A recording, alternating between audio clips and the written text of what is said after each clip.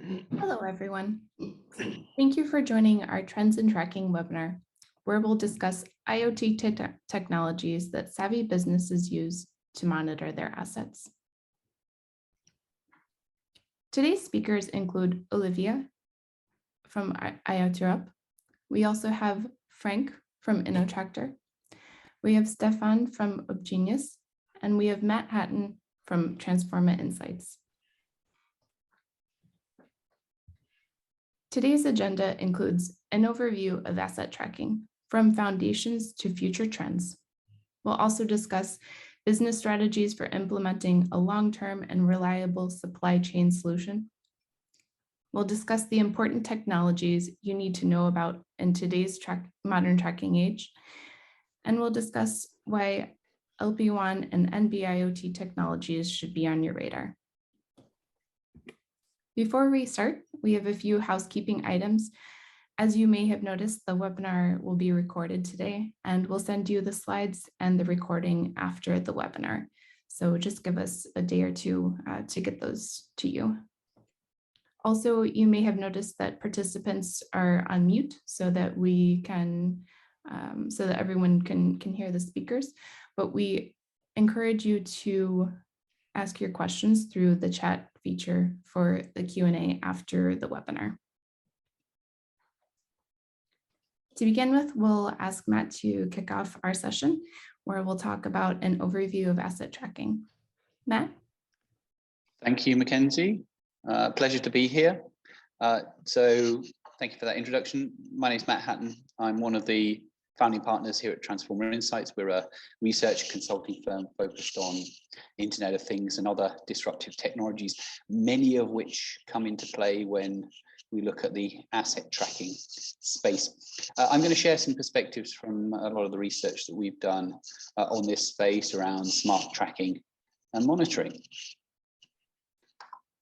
I can move the slides along, which I do seem to be able to do. There we go. In fact, I went a little too far. Okay, start off with a definition. What are we talking about when we talk about asset tracking? Well, it's a combination of things.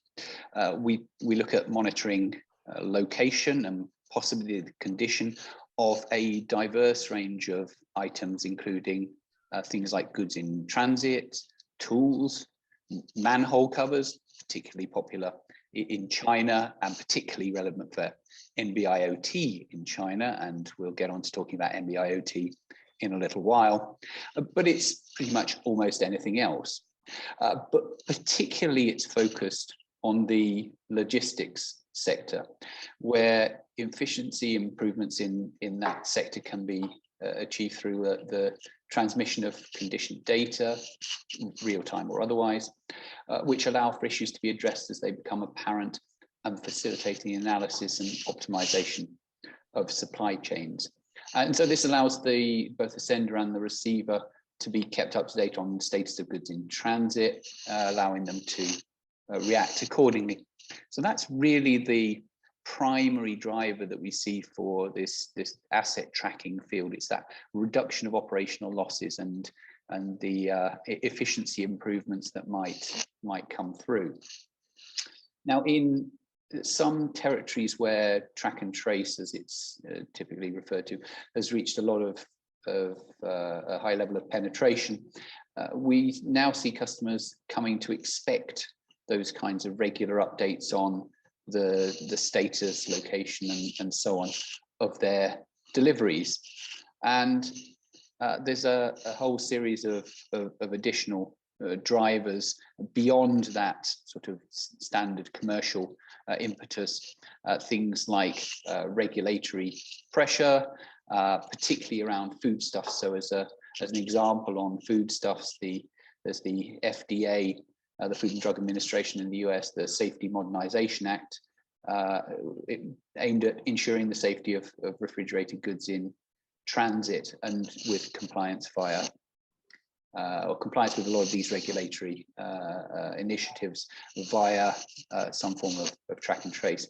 There's also environmental impact concerns about food miles, for instance, or generally about transportation of products and services.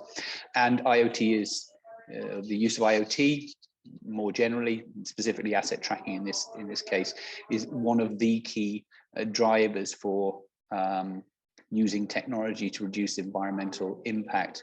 We published a study on this a while back, and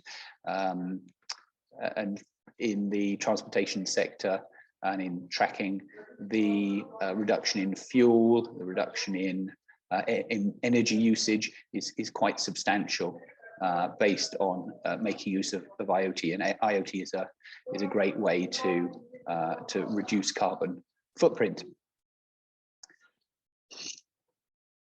Why now? Why are we particularly talking about smart tracking, asset tracking, all of these types of use cases and applications today? Well, it's because it's become cheaper, easier, and faster to deploy those kinds of technologies. At Transformer Insights, we talk about something called the thin IoT stack, and this is what I'm showing on the slide here.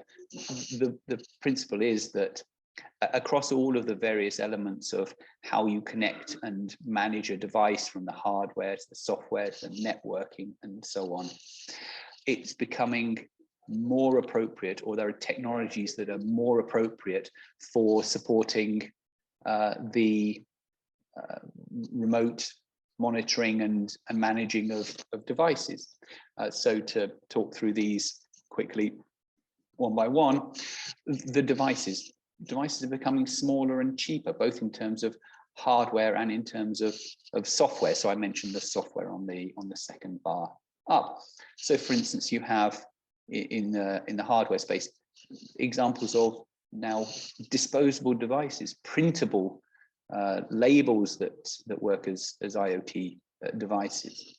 A good example from Arm and Sony and Vodafone and Nbrt and a few other companies involved in developing that product.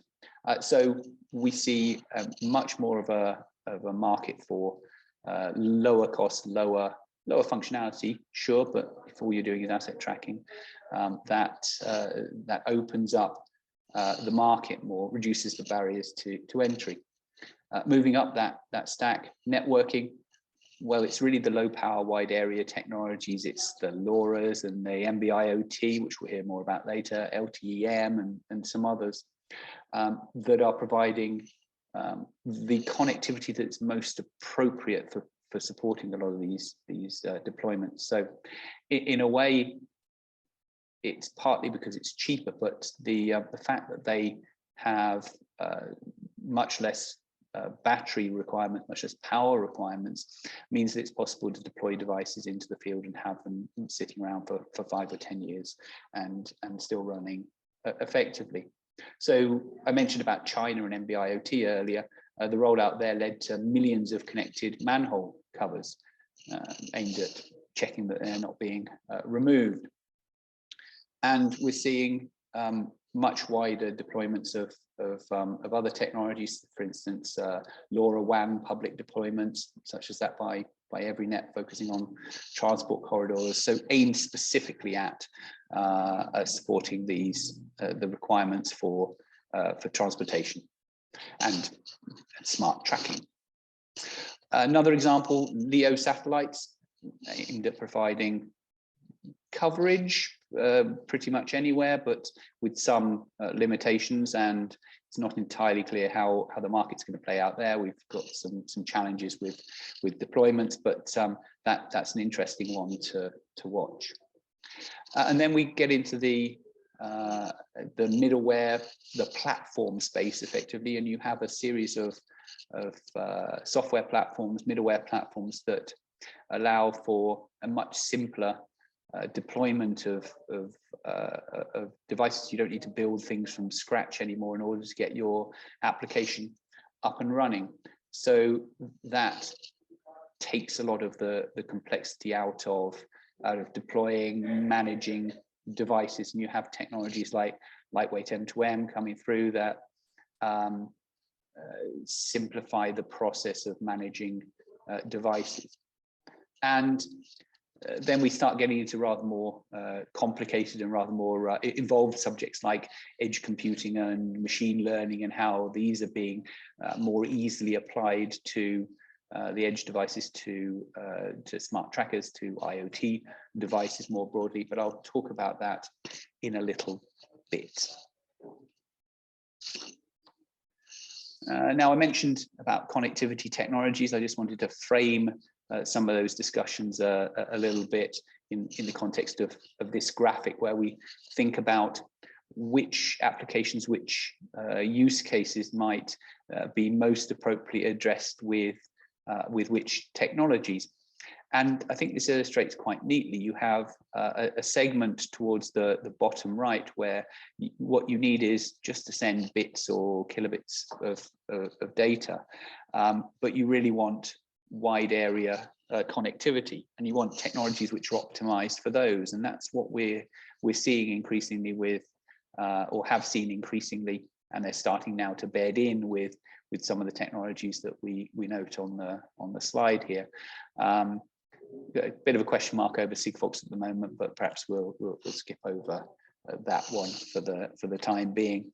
But this, I think, illustrates neatly how those connectivity technologies have different characteristics and different capabilities, many of which are now well placed to support even more adoption of smart tracking.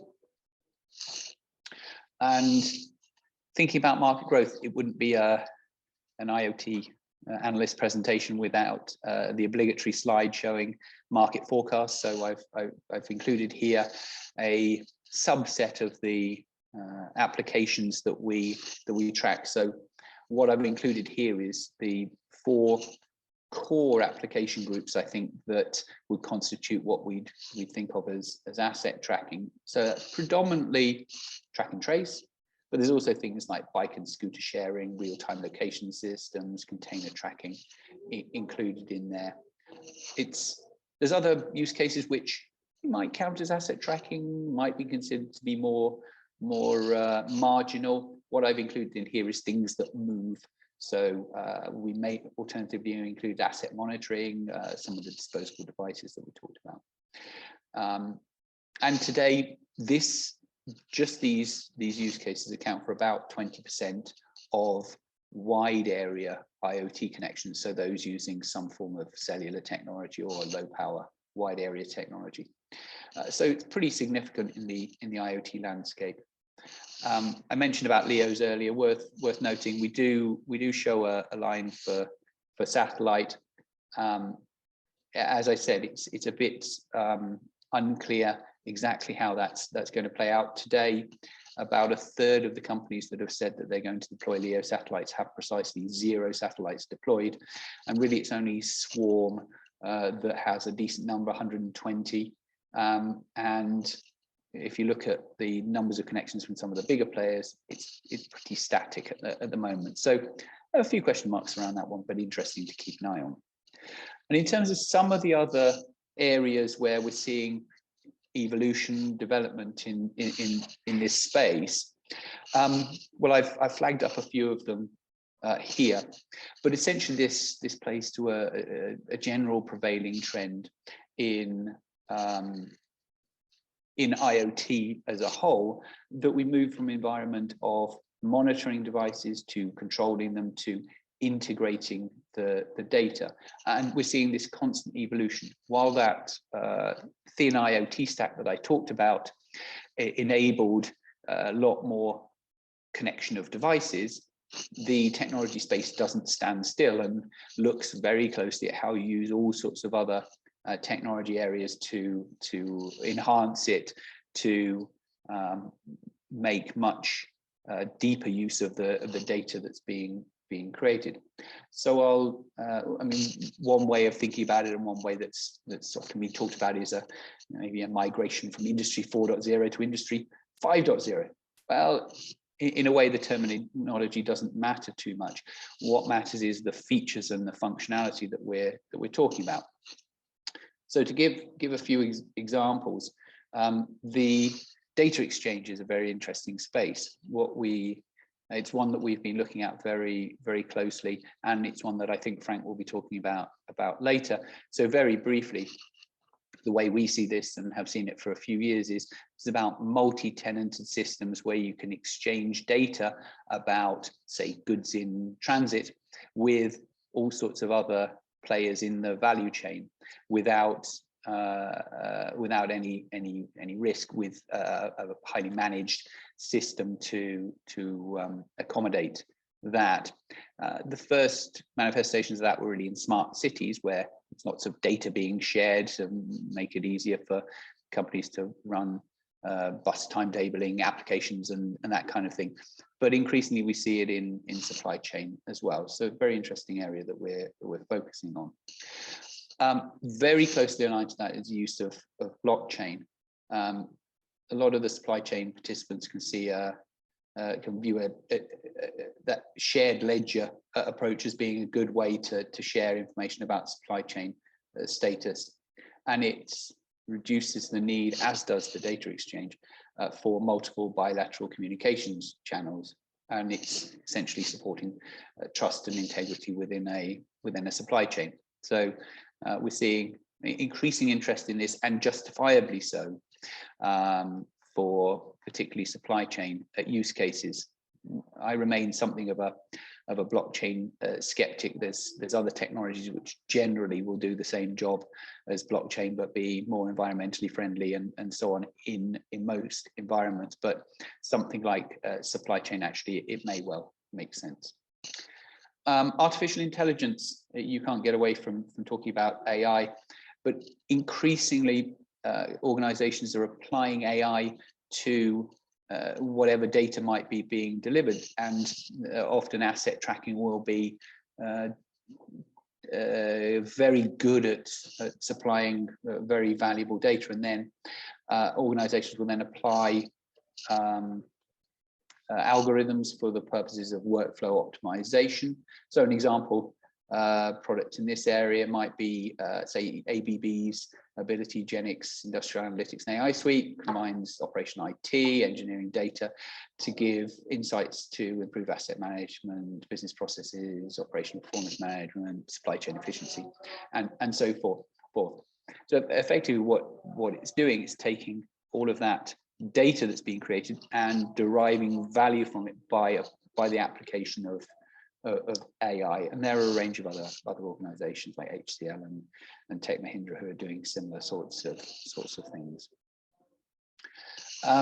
Geolocation, well, increasing the accuracy and refining the ability to track in minute detail what's happening with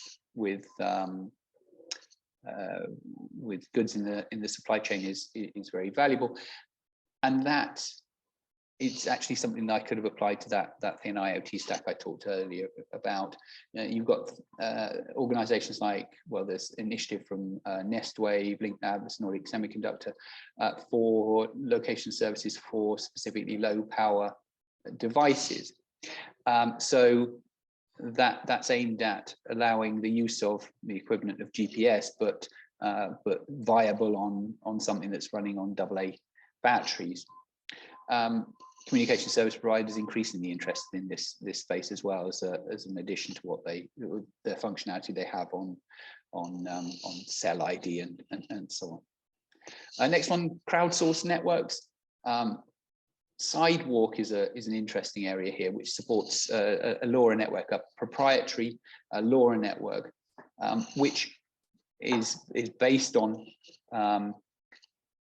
Amazon devices in your home, such as a Ring doorbell, actually providing a crowdsourced network that might be used to connect just about anything as a pseudo public network. So, for instance, Amazon set up a partnership with the American Red Cross for tracking the supply of blood between donation sites and distribution centers. That potentially has some potential. Another example is Helium. Might have noted that, paying out in cryptocurrency for running a LoRaWAN gateway. Interesting.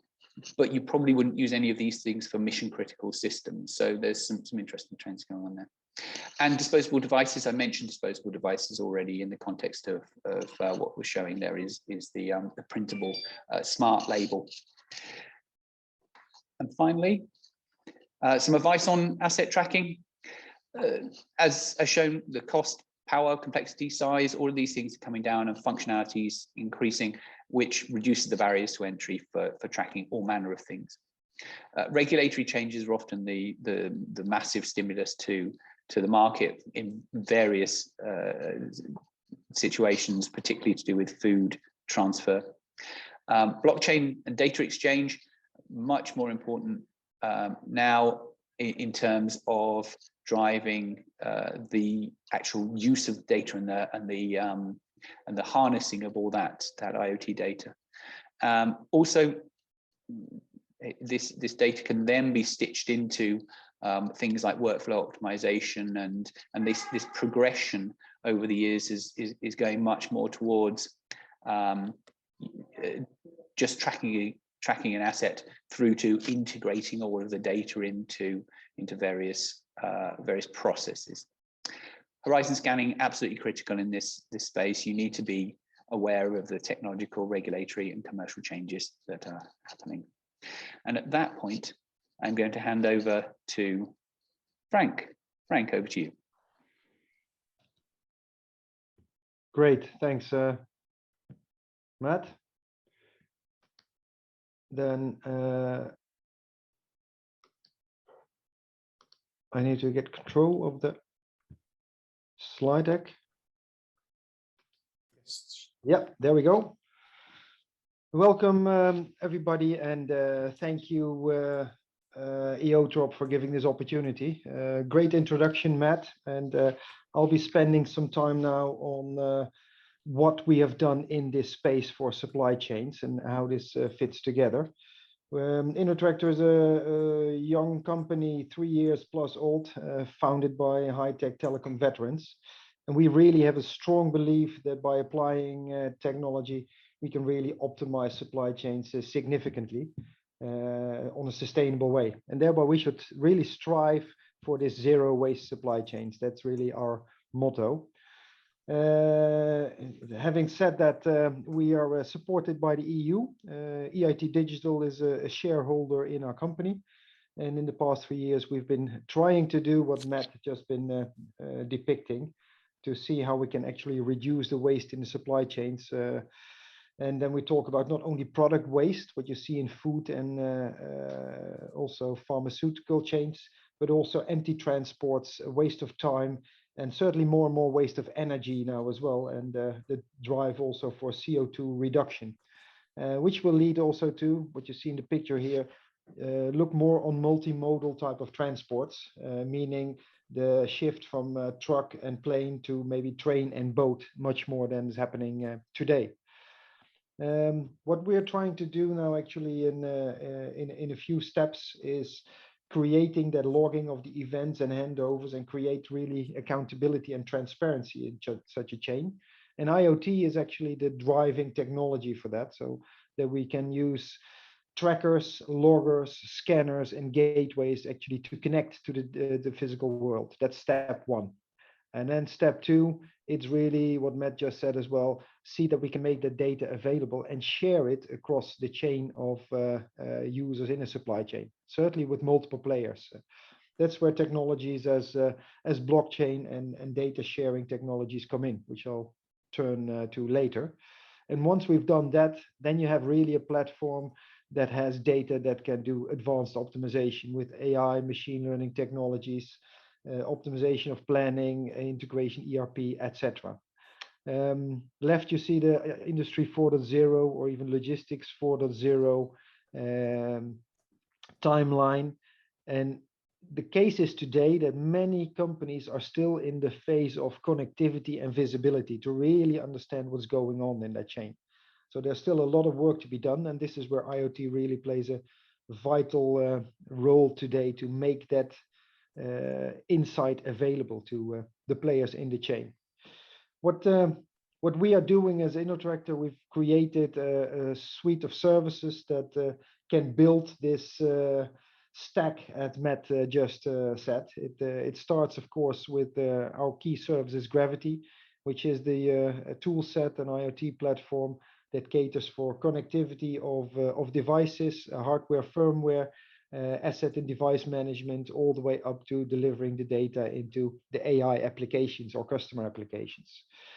On top of that, we have created specifically for supply chain a blockchain-based solution, DILAS.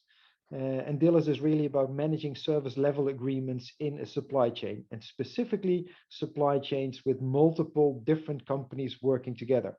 If you have a supply chain managed by one company, like Matt said, then it makes sense to just have one database where you manage your own company. But when it comes to multiple parties working together and sharing data and transparency, that's where trustworthiness comes into place. And of course, with Telbase, we have a module to actually cater also for CRM, billing, and payment capabilities in those solutions. And this is where, of course, standardization comes in place. We really believe in standardization of our building blocks and using open standards to really drive adoption in the market. Iot with lightweight machine-to-machine comes into place here to really also support the narrowband IoT and LTM type of solutions, which we strongly believe in. And that's how we can really address the problem of the lack of transparency in a chain. This is our customer's problem. From supplier to a production site, so inbound logistics of any kind of production facility, they have huge players in the chain and many gaps of what's really happening. And that is actually a driver for optimization to the process as such. And what we did, and that's actually this one, trying to match the customer's immediate benefits and mid and long-term benefits on the right-hand side to the technology that is needed or the solution that's needed. They're all looking for a better utilization of the resources of the planning, less capital tied up in the process. And actually, the whole supply chain should act as a virtual stock so that you can really plan your just-in-time production and can reduce also the number of logistics centers or the process of managing your logistics setup. And of course, also the performance of such a supply chain with the fill rates and the speed of transport is enormous. And not to forget that there's, by having this transparently available, no need anymore for really those speedy last-minute transports of things missing that normally cost a lot of money and a lot of manpower as well. And this is where, with our solutions, we try to bring together the real-world assets, ERP systems, existing sensor and third-party data, and we fill that in with our own IoT-based data to really create an overview in a logistics chain, for instance, for very simple, what are the planned transports, what are the finished transports, what transports are ongoing currently, and I have real-time information on that, and thereby create a real-time stock overview and accountability of this whole supply chain. And what's very important about that, create a real-time supply chain event trace that everybody can see who is accountable for what is happening at that point in the supply chain. Is it a transport company? It's the warehouse company. So that there's always a traceability back, but also real-time available of what's happening. And thereby we can prevent, for instance, that food is standing in the sun on the dock too long there, if those items are traced. This is also where we see that standardization comes in place. So on the interfaces side, we're working with the standards like lightweight machine-to-machine and Iot to connect all the dots together, but also from accessibility with an initiative like iShare that gives an open standard for identification and authentication of the users and the participants in a supply chain, and also the authorization of what are they allowed to do. And we're working, for instance, with the FiWare setup and also looking towards Gaia-X when it comes to sharing that data in the data hubs. That's the elements that Matt mentioned before. And I think it's by applying those initiatives in the market and more or less de facto standards, we can cater for open supply chains that participants can very easily enter into and also opt out of when necessary. So open standards is really crucial there. And of course, IoT is an important enabler. So we are also looking at all the different IoT elements. We've even created our own platform that can be used in multiple ways. Standard tracker can be used to integrate hardware into customers' gateways or scanners or points of presence. But we also license, for instance, the design for people to integrate it in their own applications or assets directly. And one of the elements we're looking at is also the more low cost and lower energy type of tags, like the latest version of Bluetooth computers now that are running without a battery and are just printable. One of the examples that Matt just mentioned as well. In that way, we can create a complete solution for customers where we can tag crates or dollies or also packaging items. So both the returnable transport items as well as the assets themselves. Connect them during transport or at the warehouse by using different gateways or trackers. And that's all real-time connected into the cloud-based platforms from which we can connect to dashboards or directly to customers' ERP systems or planning optimization platforms. And that's really to bring a solution in the supply chain together, where those open standards like Bluetooth, lightweight machine-to-machine, narrowband IoT, LTM, but also the standards on FireWare and Gaia-X and iShare prove their value actually to build chains people are working with. This one is the latest technology we're deploying now, and it brings also new capabilities by having Bluetooth tags as a next generation instead of RFID. You get real-time information also on where and how a supply chain is performing, and even additional information, like for instance in the food chain, how has the food been exposed to different temperatures along its route, and have they been overexposed to temperature, for instance. Empty crate detections. So we create much more intelligence into those supply chains actually. And it's batteryless. So this is really a great way where energy harvesting is actually put to practice already today. So I think the technology is there. We should apply that to the benefit of our supply chains. With our ledger solution, we are managing service level agreements, as I mentioned before, and service level agreements can be actually set up for different items. It can be temperature, it can be shock, but also time, geozone, or CO2, for instance. And this is how it would look like, for instance, in a very short overview, where people can see in a real-time overview, where is a shipment, who's responsible for it, who should I contact, what's the location status, and make that available into customer systems directly, including what you see next to it, a real-time ledger for each transport leg and each asset that can be addressed in that way. Where also, for instance, the handovers between parties are important for who's been accountable. And that links into, for instance, payment transactions, but also insurance transactions that are linked to those transport, where there's also a huge optimization to be achieved. And to finish that off, that's the real case as we've been setting this up and been working with. This is a case where we do it with building materials that go from Germany, Belgium, through Netherlands up to London, where, for instance, in London, it can only be delivered on site in a time window of 1 hour. So managing the supply chain is really crucial, from actually the fabric or the manufacturing site all the way to the delivery site. What's happening with the shocks? Here you see a flat rack. The flat racks are equipped with trackers. So we also manage that as returnable transport items, including, for instance, the customs transfers between the EU and UK. But also the pallets themselves have the Bluetooth tags, and that way we can actually manage a transport via truck or via, as you see in the top, even via an electronic barge, a boat, over the waterways, and thus reducing the CO2. That's been the pilots we've been conducting so far, and really creating this as a connected power supply, so that also the access to the gate from the truck triggers an automatic lading bill transaction, where the truck is known to be at the terminal and can hand over the goods to the terminal site.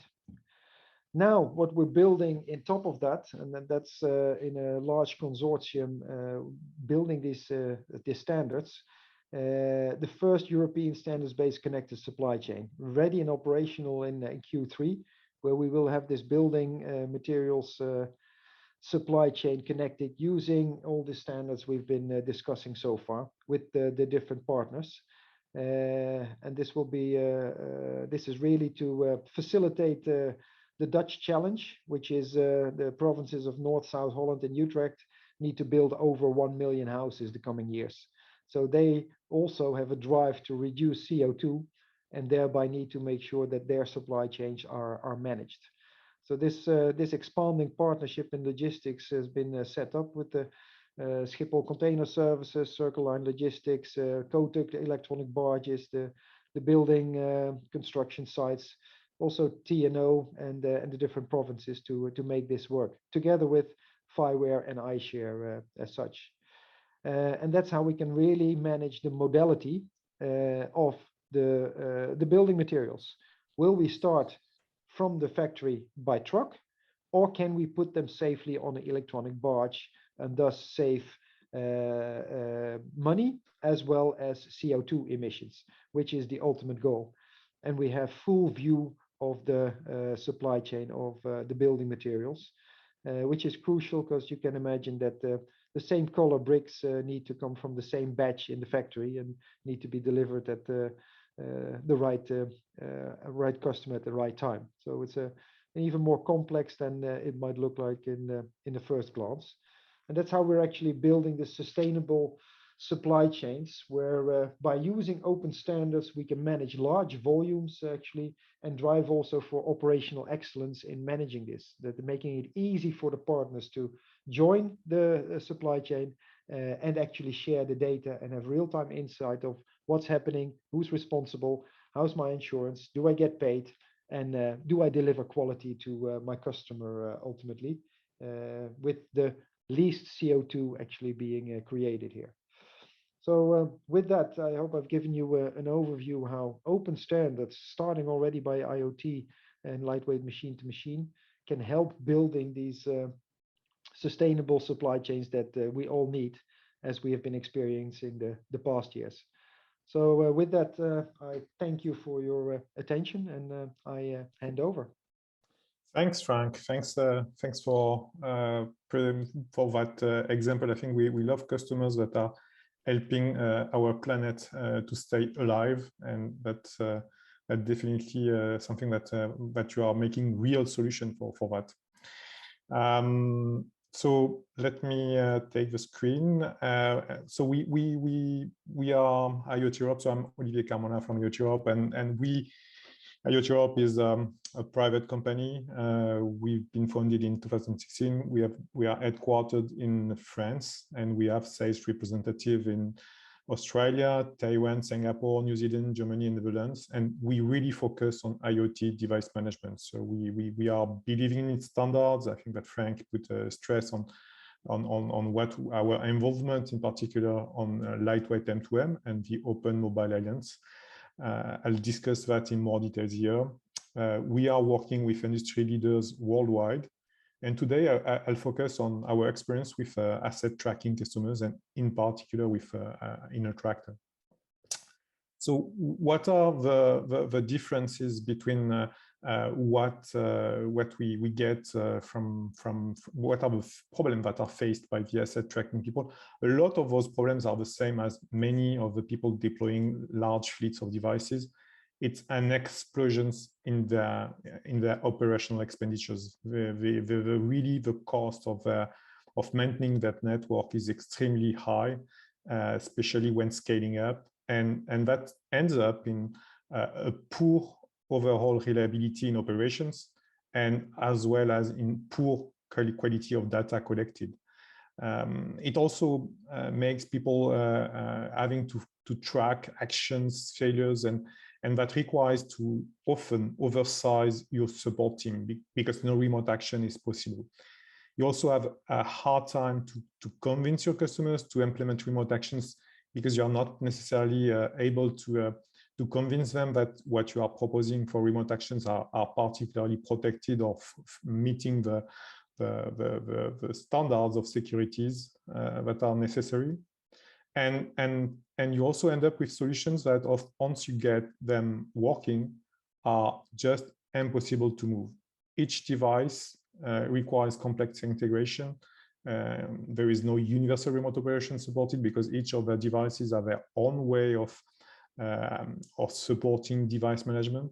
And worse, each device carries its own data format, making the change to a new manufacturer extremely complex. And last, the connectivity coverage makes you very subject to any loss. In particular, you can lose your VPN, and you don't necessarily have a tool to automatically recover your connection. So what you need to usually, what we offer our customers to that is to go for what we call the IT for IoT, the IoT device management. So being able to solve what you have with deploying large fleets is how to manage those devices. But before going into that, let me also explain why we also invited Genus to that call. I mean, the cellular IoT is bringing a major disruption in this ecosystem. Before, with Sigfox or LoRaWAN, mostly the internet protocol was stopping at the internet gateways or the edge. Most of the time, the communication was unidirectional. LoRaWAN introduced some way of bidirectionality, but extremely limited. Cellular IoT is bringing a direct connection from cloud to device over IP, and it's an extremely important news, and that's bringing a lot of adaptivity, a lot of value, but also a lot of challenges, and it brings up the device management at the device level even further. That's the reason why we emphasize the fact that device management is really what you need to lower your operational expenditures. By installing, updating, and decommissioning your devices remotely, you solve your operations even for untrained operators. You don't need a PhD to automatically bootstrap your devices, and all the security are ensured at any steps. You can also automatize your firmware update campaign without overwhelming each of a cell of a network, which is often a burden if you are building your own automatic firmware update campaigns. It's also a solution that helps you to group operations on a set of devices by criteria you define, location, tenants, brands. It's extremely versatile for you and much easier to manage the overall fleet. It also increases your overall reliability in operations. By processing immediately alarms by triggering actions on alerts from a device, you will be having a 24/7 operations, and you will be able to have a better quality in data. You will be able also to orchestrate the data feeds. You will be able to allow change of the data acquisition of those feeds without requiring a firmware updates. And last, you will be able to log all the actions and know who has done what actually on your platform. So device management and device lifecycle management is extremely important. And for that, we have been relying on lightweight M2M. So lightweight M2M is the standard used today by the carriers to manage over 100 million of devices.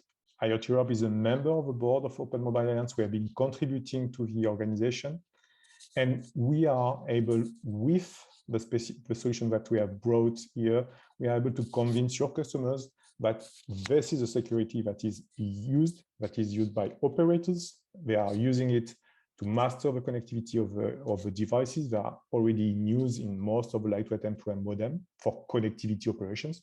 And we can help you use them for applications, for encrypting, authenticating your connection. And that's extremely important. That works on top of narrowband IoT and LTM, but that works also on top of many other networks. including satellite, as mentioned by Matt at the beginning of that discussion. So if you look after that at what we are bringing in terms of capabilities by using open standards, first and foremost, we are bringing the device interoperability. So by adopting a standard, you will be able to do the same remote operations for updating a temperature sensor from a brand A than for a humidity sensor from brand B. And even if you want to change from a humidity sensor from brand B to a humidity sensor from a brand E, you will be able to do it. And that data will be carried up with the same format. And that's the second aspect of it. We not only bring the device interoperability by using Lightweight M2M, but also the data interoperability. IPSO has defined a large range of data formats that can help you in your business, in the tracking business, in the asset tracking business. A lot of objects have been defined that will help you follow and track the temperature, the humidity, and the device location. And that will be able to work whatever devices you'll be using. And that's extremely important in your business.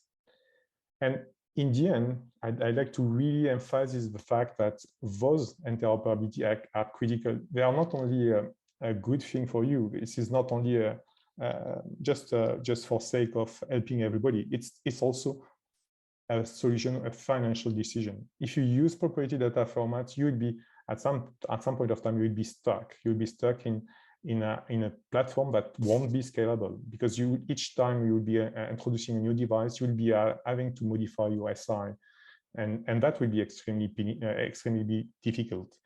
If also you use proprietary device management, you'll be even further stuck, because you will be not able to update your devices except at maintaining those device management and paid your device manufacturer providers by helping him, by having him to update its device based on attacks that you can experience.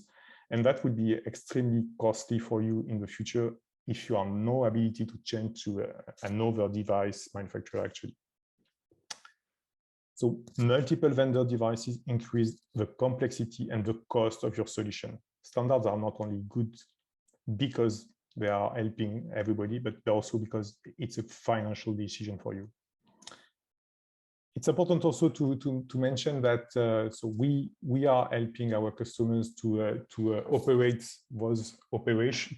those features using our platform. We have a built platform, Alaska, which is built on top of Lightweight M2M, which is scalable to millions, and that allows to do all the lifecycle operations, that automates the operations and also provide end-to-end encryption.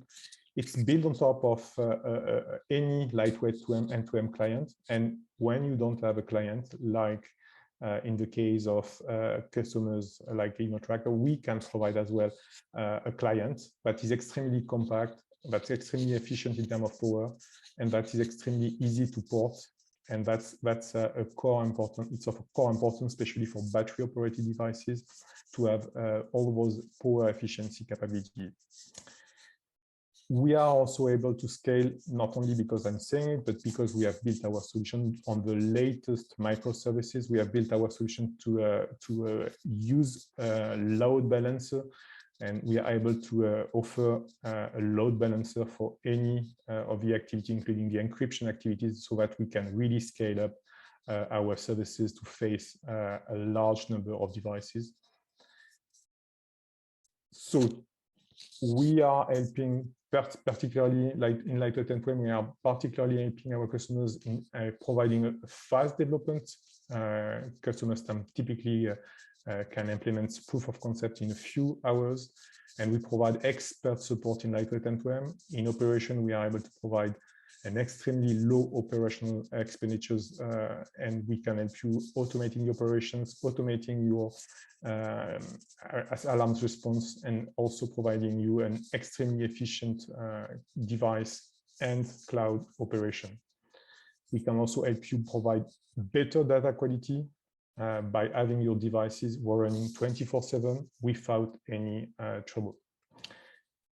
We have experience worldwide in offering solutions for water metering, heat meters, city lighting, smart building, and of course, container tracking and asset tracking of like what we have been describing before.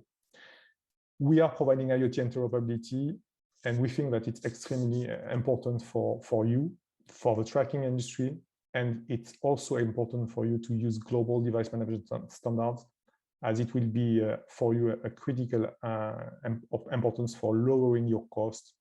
And we are helping you to provide you those solutions, IoT Europe, worldwide. I'd like to give a hand to Stéphane Nbrt following.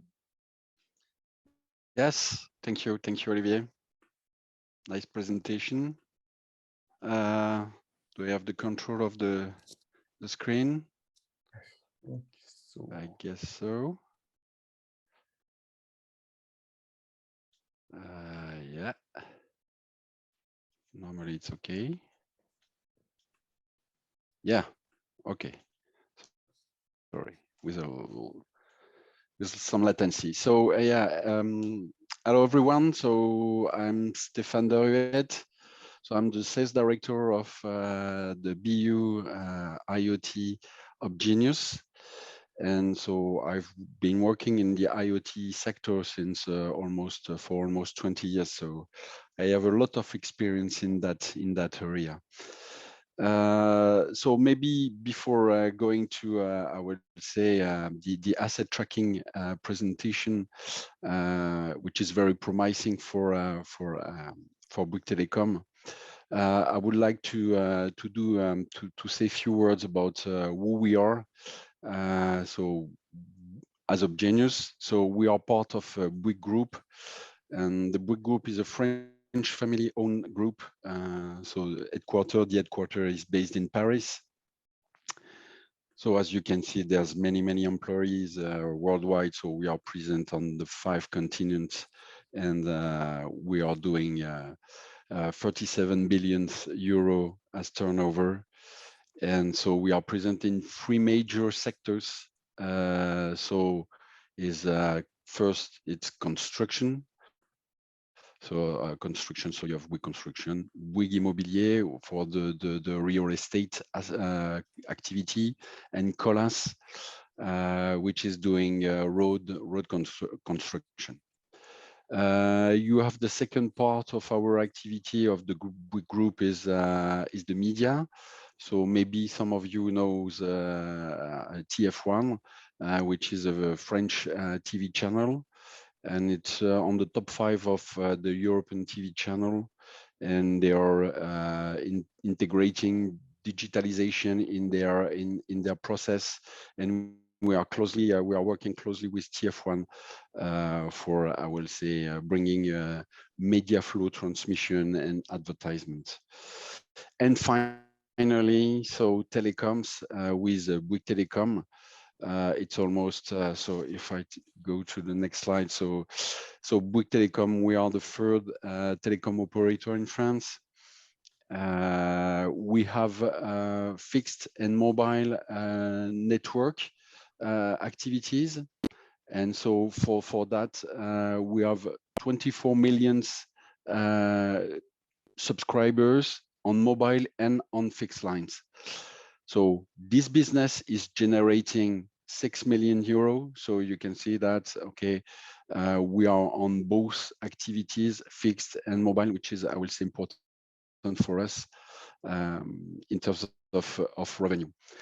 In the organization, we have a B2B department on that organization, on this company. So working for enterprise activity, generating business with enterprise. We have a specific business unit for wholesale activity on fixed and mobile. And finally, we have a separate business unit for the IoT market. So we are really using this BU as a team of experts. And maybe if we go through this next slide, so we are a team fully dedicated on IoT.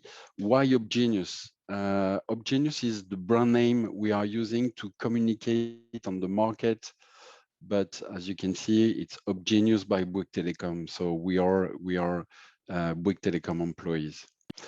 So why what are our philosophy in Genus in our team is really to bring expertise to our customer, to sell and promote cellular communication solution to our customers. So this is really our focus. So it's not only bringing connectivity, it's also support them in choosing which technology for their project. So the idea is really to find on the technical side or on the economical side, which is the technology with suite the best with their needs, because they are doing digitalization of their project, of their services. So the idea is, why choosing 2G or 4G instead of the new technology NB-IoT or Ltm? Next slide. So what are our pillars in terms of, I would say, expertise? As you can see, the BU has been created for more than 20 years. So it's we have a lot of experience in that space. And we have really three, I will say, major item on which we have developed our solution and our offer. First, it's the network. Believe that as we are a mobile network operator, the network of course is really important, and that's something we need to manage it carefully. And we have, of course, the expertise of the network, and that's the reason why our customers are coming to, I will say, to Genus. This is really to have the knowledge of and the view of the mobile network operator to those technologies. So you know very well, I will say, the 2G, 3G, and 4G technologies, which has been integrated in many IoT markets. 5G is coming with, I will say, in the next specification and standard, some things which is more dedicated to IoT. And we recently launched in France, Ltm and Nb-IoT. So I will come back to those technologies later, but again, the idea is when a customer is coming to deploy and to develop the project around IoT space, they need to understand which technology is the best and is the much more cost-effective solution for its service. The second point and second important item of our offer is the global IoT Sim. As you can see, the global IoT Sim, it's the only piece of hardware which is integrated in the device. So the only piece of hardware coming from Bouygues Telecom, and which bring connectivity. So it's an important point for our customers or our integrators to have not a classic SIM card, but something which is bringing, I will say, innovative functionalities to have a high quality of service, to manage clearly with high expectation roaming aspects in France, but also in Europe or in all the countries where they would like to launch services. So this SIM, we have developed many functionality, innovative functionality to allow our customers to have added values and really advantages on their product based with that global IoT SIM. And finally, security and quality of service. As I said, with the connectivity, you need to have to trust on the exchange you are doing between your device and your IoT platform. So you need to have expertise also on to be sure that the data exchange between your device and the IT platform are really secured. And so on that part, there is also a strong expertise to allow the customers to integrate the best interconnection solution between our equipment and the IT, again, the IT platform. This is something, okay, Matt also shows in his presentation that it's also, again, the view of this IoT market split by use cases.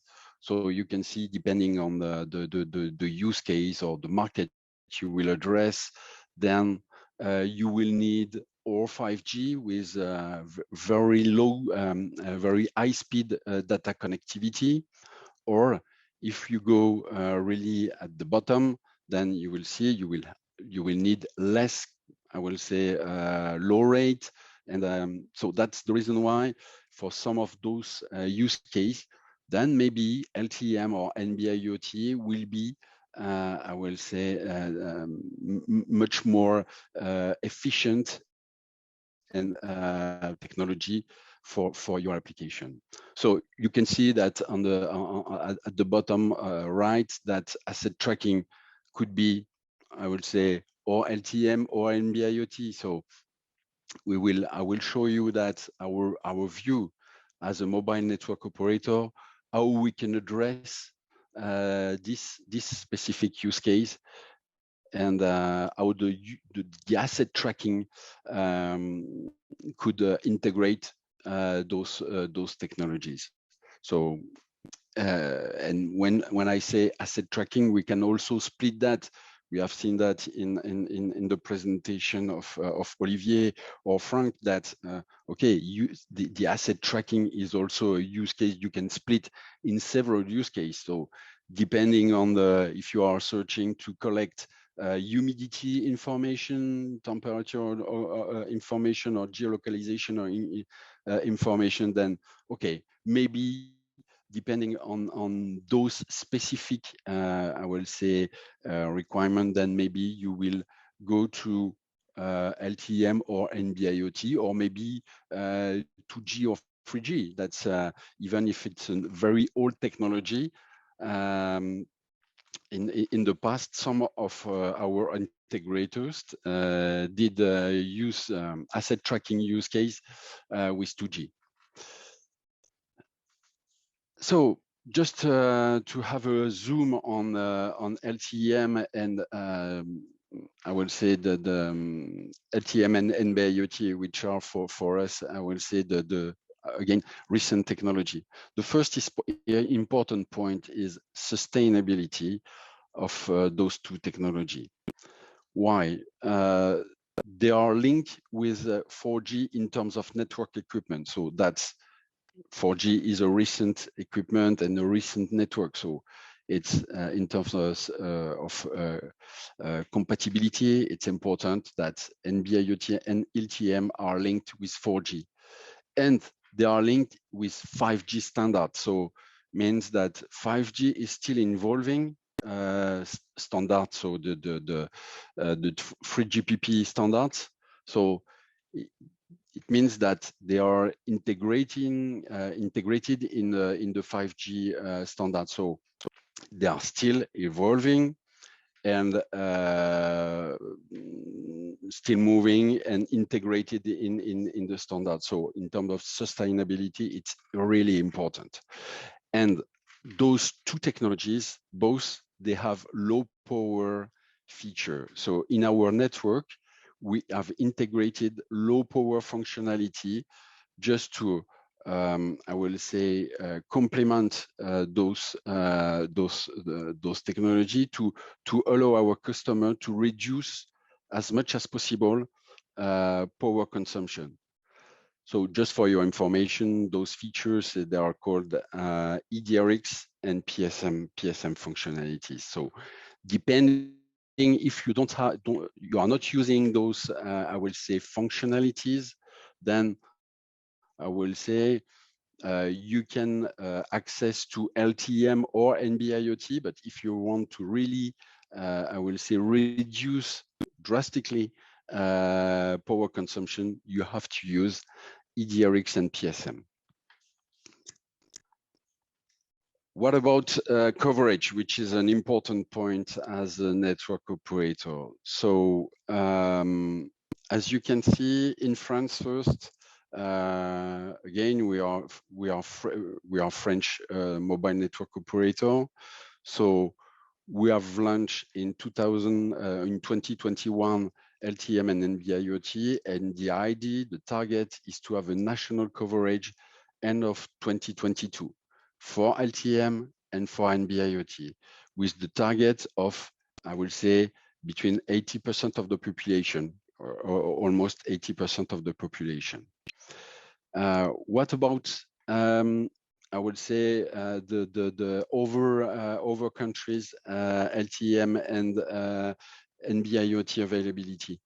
So as you can see, that today there are more than 100 NB-IoT networks deployed over the world and 60 LTM networks. So the idea, as we started, really, I would say, really as a first mobile network operator in France, then we have already developed roaming agreement with many foreign operators. So, and it's very important if you take this use case of asset tracking. You are not using your asset, your product only in one country. So you need to think global. So having roaming agreement and to see that you have access to many LTM and NB-IoT, that's a key thing.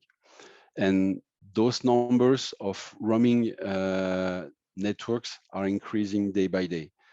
Okay, so we see that in the past 2 years ago, for example, in the US, there were no NB-IoT networks, and now you have NB-IoT networks. So you see that both technologies are deployed by the mobile network operators. Okay.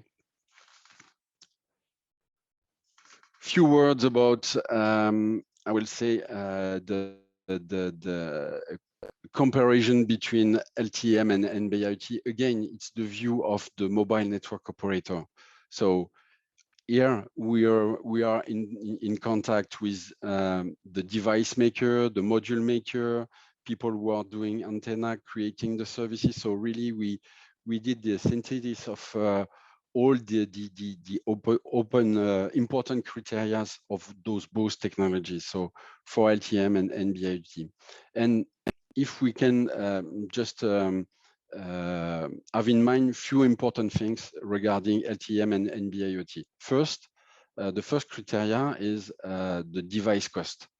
Okay, LTM, it's a little bit much more expensive than NB-IoT.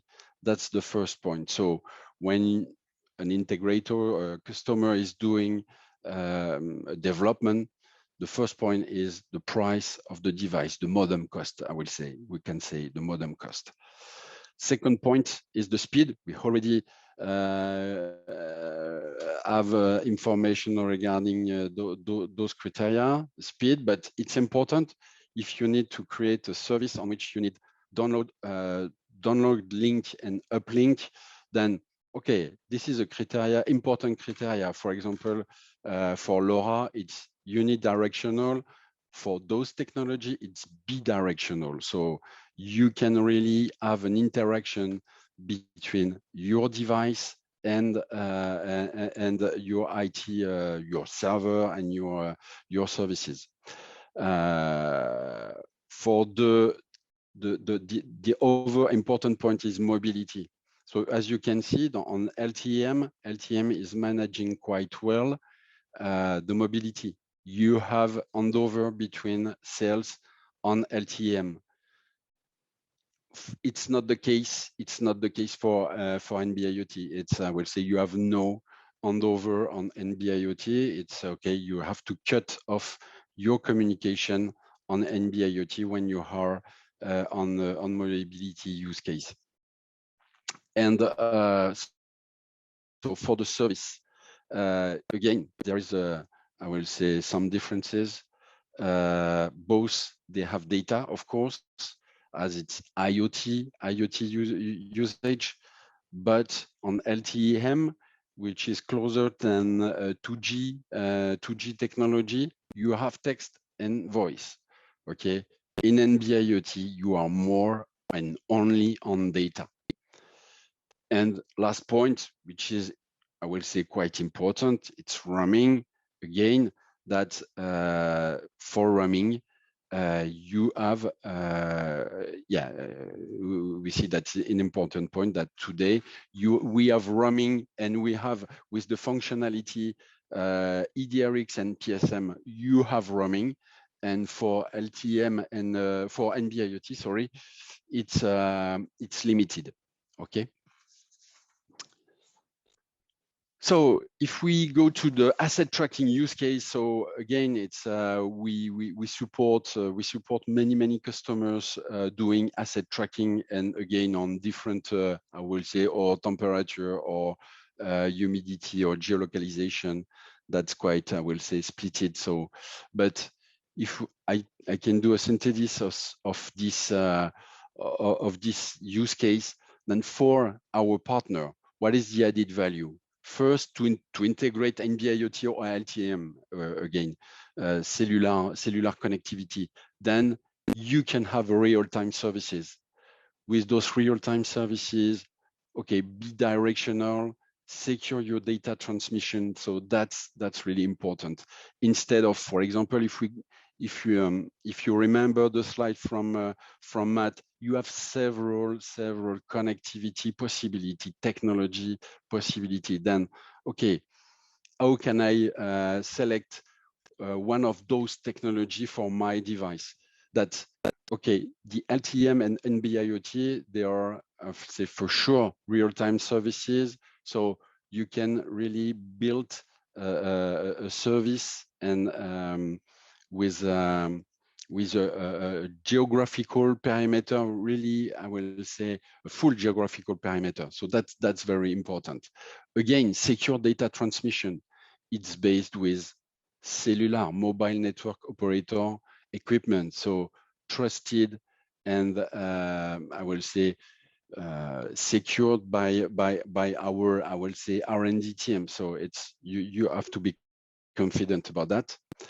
Optimize power consumption. Again, this is not like Bluetooth or LoRa, but you can reach, I will say, very low power consumption thanks to that technology. We did some tests with NB-IoT on which we can really, I will say, have a life cycle of 5 to 6 years if you are doing a lot of communication, and reach, I will say, 10 years with NB-IoT and with the specific functionality. And again, as we are in bidirectional, then you can maintain that, maintain your product. And so you have no doubt about to maintain your product during a very long life cycle. You can reach your device.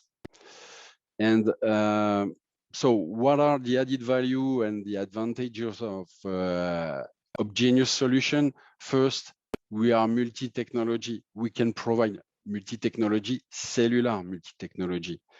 We can provide to our customers NB-IoT or LTE-M. That's, I will say, an important point of our offer. And again, the idea is to bring this expertise to convince them and to work with them to select the right technology. Okay, and finally, so based with that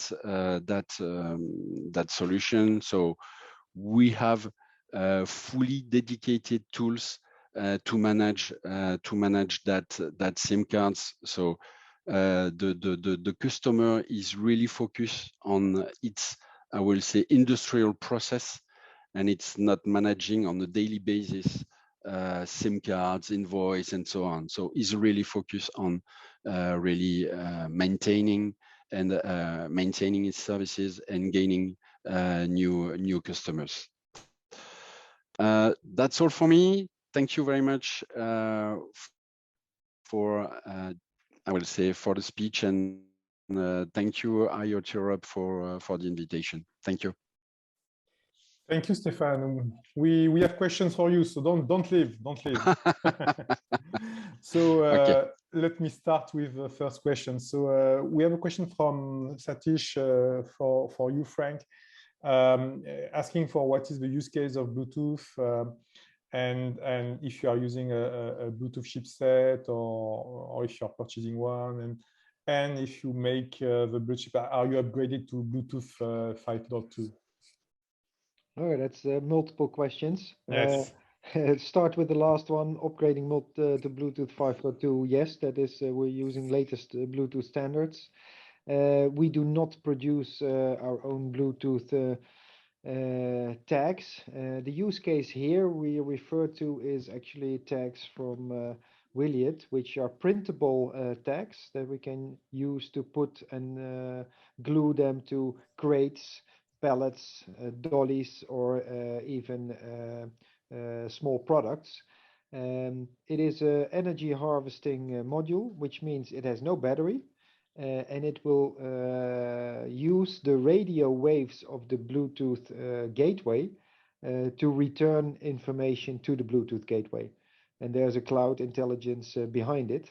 And what it does, it gives us the possibility to in a supply chain, for instance, at a docking door or at conveyor belts, put a Bluetooth reader and real-time track what assets or returnable transport items are where in the process.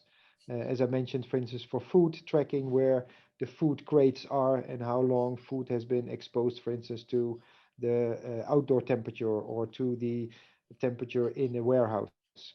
And we can do more intelligence with the Bluetooth tags than we can with current, for instance, RFID tags that just give us an RFID and need a separate RFID reader. So this use case is really more functionality, less cost, and more capabilities in a supply chain.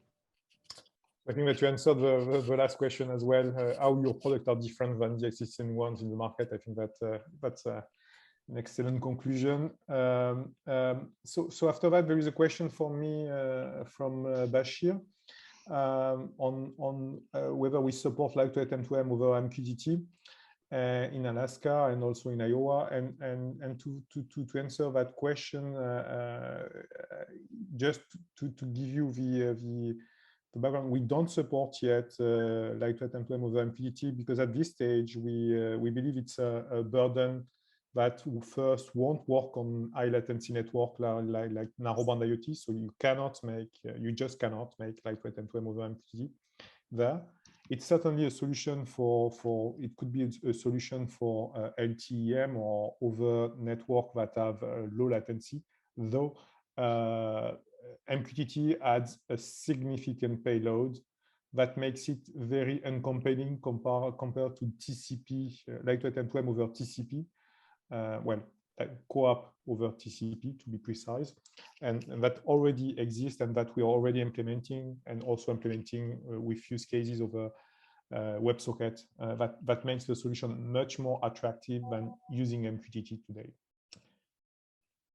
I have other questions now for you, Stéphane, and so Balas is asking, or Balash is asking for Genus roaming partners in Africa and APAC, and wants a detail by country. So I don't necessarily want the long list of African countries here. It depends again, as you have seen on the map, the global map. In Africa today, there are no NB-IoT or LTM network deployed. So it's not once those network will be deployed by the local mobile network operator, then we will start discussion about roaming agreement. But for the moment, in Africa, it's not the case. In APAC, it's different. So in APAC, it's more NB-IoT. So we are starting a discussion on NB-IoT. So we have launched, Wiki Telecom has launched the NB-IoT network in December last year. So it's really recent. So we are starting roaming discussion around NB-IoT agreements with all those partners. If you remember, it's based on 4G. As we have already many 4G roaming agreements, it will be, I will say, quite quick to have roaming agreement with NB-IoT or Ltm. Okay. So after that, we have plenty of questions for you, Matt. So I'd like to start with a question from Kwamenko. Is the charges from satellite operators competitive against network operators for narrowband IoT? I know that you already mentioned that satellite IoT is still fuzzy, but do you have an idea on that particularly? Yeah, I do. I mean, to a certain extent, it's a bit early to tell for either technology. To be perfectly honest, we can make some assumptions about what NB-IoT pricing is going to look like. It's going to be very cheap. You know, you look at the sort of charges from Once in Germany, or well, by global tariffs, but that €10 for 10 years. Connectivity was quite an eye-catching pricing. Now, that wasn't specific to NB-IoT, but we can anticipate that sort of pricing might prevail for NB-IoT. Satellite, no, it's a lot higher than that. Currently, the question is whether this next generation of LEO satellites, which are a lot cheaper, a lot easier to deploy, can get to those sort of price points. My hunch is at this point, no. So you'll still be left with, if you can connect to a terrestrial network, you'll be better off connecting to a terrestrial network. And if you don't have access to that, then your only option is satellite. But the prices for doing that will come down, and so connecting things outside of cellular footprints will become more affordable to do. It's that kind of a dynamic, I think. And so just to clarify your jargon, LEO stands for low Earth orbit, for those who are not familiar with the subject. Yes. I think there is a question from Bashir and another one from Mitsuya, which I think are sort of meeting, which are the question about the global SIM and the roaming landscape in CAT-M1 and narrowband IoT. Mitsuya is, I think, talking about the particular case of country in Europe. Is it good enough for service to use it to use the international roaming today, or not? I think that you are maybe better placed than Genus, who may be a bit partial in that discussion. Maybe you can give us a feedback here. Stefan can correct me if I go wrong on some of this. There are roaming agreements. There aren't huge numbers of roaming agreements, so it rather depends on who your provider is. And there is a difference between the two techs very much in terms of M1 should be able to roam on LTE networks, but without some of the functionality, rather depends on which network and so on. But NB-IoT doesn't have that luxury. So it's a little bit complicated. Essentially, most of the deployments are for domestic at the moment. And while we saw quite a lot of roaming agreements struck in sort of 2019, it kind of slowed down a little bit during COVID. Everybody had something else to focus on. So that is my perspective. I don't know, Stefan, whether you see things the same way. Yeah, that's yes, that's the roaming agreements that are, I will say, increasing day by day. Again, all the network operators have launched during the last 2 years those technologies. So now they are discussing NB-IoT, LTM, or CAT-M1 roaming agreement, and yeah, it's increasing day by day. It's increasing day by day. So you can consider depends after, for example, in some countries you have not LTM or NB-IoT, then you have to consider that if you launch a product with, for example, LTM, then maybe you won't have access to all Europe. And that's an important point also, Stefan. I think that, as you mentioned earlier, narrowband IoT only supports data, and that's the reason why it does not support text and RSP, remote SIM profile. It could be, it is impossible till we get something up done by GSMA. GSMA is working hard at the work group 7, and there is an SGP. A new standard, SGP 31 and SGP 32 will come up that will solve that questions of having, I would say, an SMS less and HTTP less also, because doing HTTP over narrowband IoT is like doing MQTT over narrowband IoT. You can't, and so you need the solutions for that, and this is something which is in progress today, and I think that we will see coming up solutions for those. And there is a last question for you, Stefan, on what are the main asset tracking partners of Genus? And I'd like to give you the main one. I will say companies we are working with on that is. I will say it's you have Siemens, for example, Siemens and Bosch. They are working on asset tracking products, and after you have plenty I will say small companies, French companies doing I will say like I will say a Coyote, maybe you don't know, but it's kind of they are doing asset tracking functionalities. So, but the major European one, it's Bosch and Siemens we are working with. Okay. Maybe if I can add yes, to please. the setup from our experience as well, when it comes to roaming and rolling out services today. If it's on the mobility space, then we would advise to have solutions that can actually work on LTM in combination, for instance, with a 2G fallback. Certainly, if you've got international roaming type of mobility services, that's the only way to guarantee a service in multiple countries today, actually. And like Stefan said, it's changing, and it's changing on a daily basis.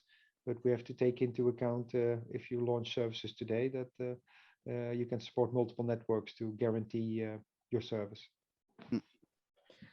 So thanks, Frank, thanks, Stefan, thanks, Matt. I'd like to give you a warm round of applause to all of you, and I want to also thank the attendants for their questions and their participation to this call.